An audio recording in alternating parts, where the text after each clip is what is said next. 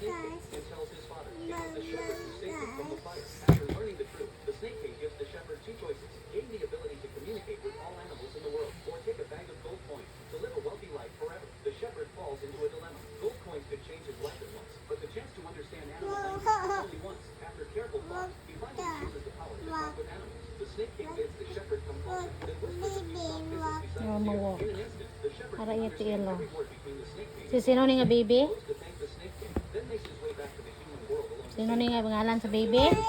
Sino name sa baby? One day as he sits under a tree, regretting not choosing his wife, he suddenly overhears two birds talking above. They say a great treasure is buried right beneath this tree. The shepherd immediately uses his new power to gather the sheep and drive them back to the farm. After dark, he takes his axe into the forest, finds the great tree, and cuts it Bayo. down and all. Bago ng bayo. He truly digs up a Clean na iya bayo. Clean. The shepherd is overwhelmed with joy. Before long, with this heaven-sent fortune, he bids farewell to property forever. He buys a luxurious mansion, marries a wife and raises children, and lives a peaceful and happy life ever after. A little snake is surrounded by raging flames, just as it is about to be devoured by the...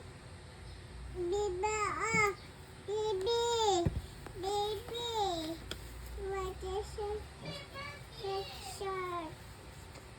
Pagsunod na ni Audrey Baby, baby. Ako.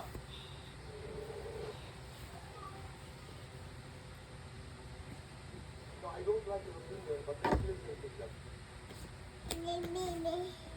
Hmm. Kaya,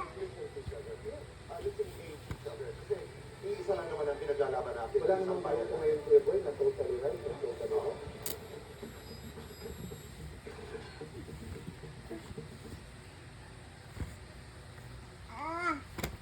a baby, I think.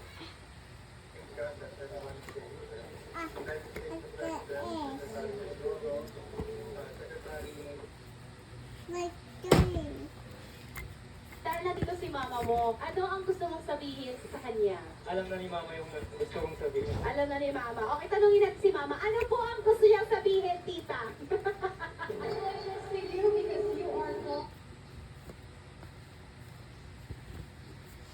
Maraming Pilipino nagsisimula sa